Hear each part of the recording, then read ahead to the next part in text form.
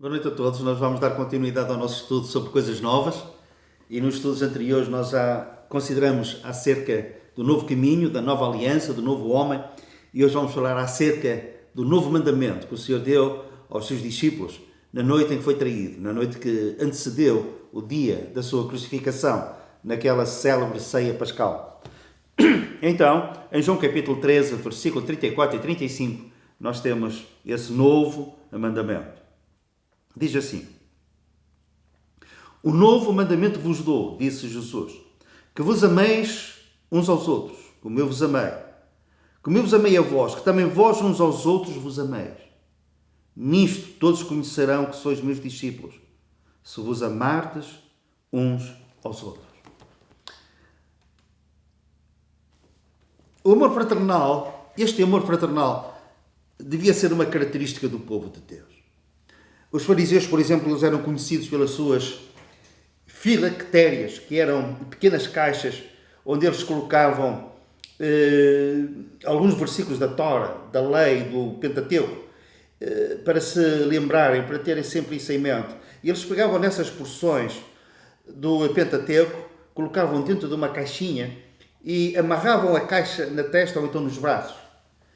Eles eram conhecidos assim, pelas suas vestes muito peculiares.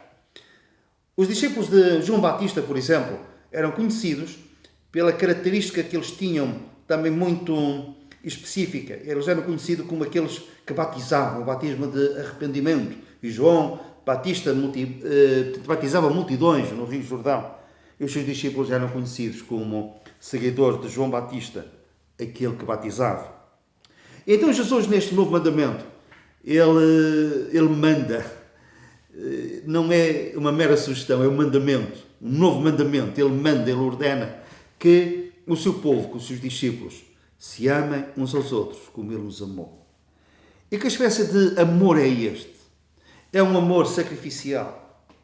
Jesus deu a sua vida por nós, porque nos amava e porque nos ama. E então, o nosso versículo diz: como eu vos amei, assim vós deveis amar. E o apóstolo João, ele adota este novo mandamento. E no capítulo 3, versículo 16, ele diz-nos precisamente a mesma coisa. Conhecemos o amor nisto, que ele, o Senhor Jesus, deu a sua vida por nós e nós devemos dar a vida pelos irmãos.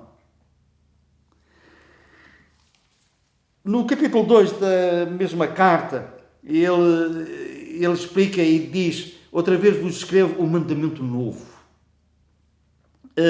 que é verdadeiro. Aquele que diz que está na luz e aborrece a seu irmão até agora está em trevas. Aquele que ama a seu irmão está na luz e nele não há escândalo. Então este amor fraternal, este amor do povo de Deus, dos discípulos do Senhor Jesus, deve estar disponível e disposto aos maiores sacrifícios e, se necessário for, isto é impactante. Se calhar por isso é que nós, ao lermos estes versículos, nós passamos adiante, porque pensamos que a fasquia está tão alta que é impraticável, inatingível. Estarmos dispostos a dar a vida pelo Senhor Jesus. Muitos têm dado. E muitos também, de uma forma genuína, assumem que, se necessário, em caso de perseguição, que estariam dispostos e que estão dispostos a dar uma vida pelo Senhor Jesus, mas pelos irmãos não é tão acessível assim. É um amor disposto a sacrificar. Mas, para tornar isto possível, um amor assim, temos que entrar no campo dos milagres, no terreno sobrenatural. Isso é possível com um amor que venha de Deus, que venha do céu. E em Romanos capítulo 5, o apóstolo Paulo diz que o Espírito Santo derrama nos nossos corações o amor de Deus. E só com o amor de Deus é que é possível cumprir este mandamento, caso seja necessário. É um mandamento que tem força, que tem impacto. E reparem como o cristianismo estaria num patamar completamente diferente se este novo mandamento fosse praticado pela Igreja. Porque o versículo 35 diz que O versículo 35 diz: nisto todos conhecerão que sois meus discípulos, se vos amardes uns aos outros. Todos, sem exceção. Aqueles que forem testemunhas de um amor assim entre o povo de Deus, irão reconhecer que há profetas no seu meio, que há discípulos de Cristo. E nós seremos identificados facilmente por todos se nos amarmos com este amor, se obedecermos a este mandamento. Não é obrigatório nós gostarmos de todos. Há pessoas de quem eu gosto mais, há pessoas de quem eu gosto menos. Eu vou ter a ousadia para ir mais longe e dizer que há certas pessoas de quem eu não gosto. Eu fico à vontade, porque também sei que em relação a mim, há pessoas que penso que gostam de mim, há outras que gostam assim e assim. E por que não dizê-lo? Eu também sei ver, há pessoas que não gostam de mim. Mas mesmo aqueles de quem nós não gostamos, devemos de os amar. De abençoar e não amaldiçoar. Abençoar significa dizer bem e fazer bem ao outro.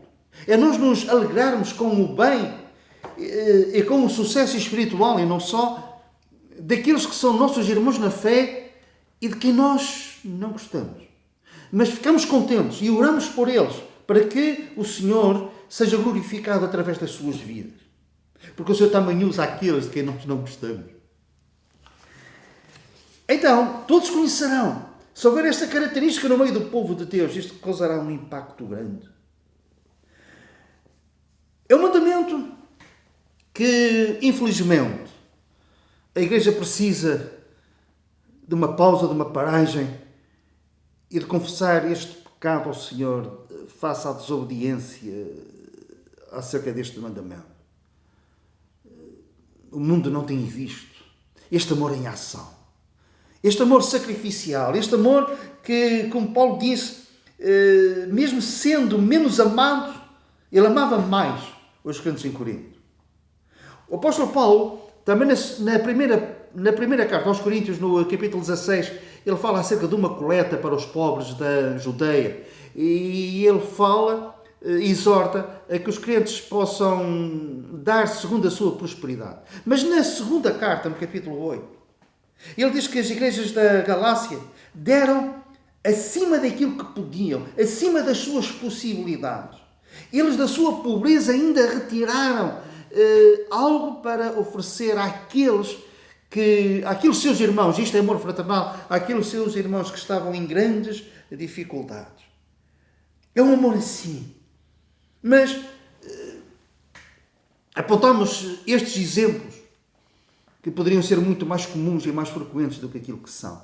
Então, acho que a Igreja que deveria de se compenetrar do poder e da necessidade de nós obedecermos a este mandamento e confessarmos o nosso pecado de desobedecermos tantas vezes.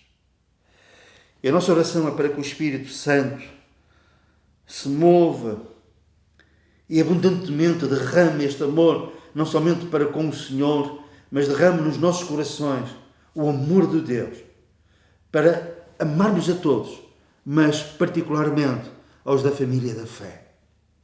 De modo que todos, ao verem este amor, este mandamento a ser obedecido, a ser praticado, possam dizer: vede como eles se amam. Que o Senhor te abençoe.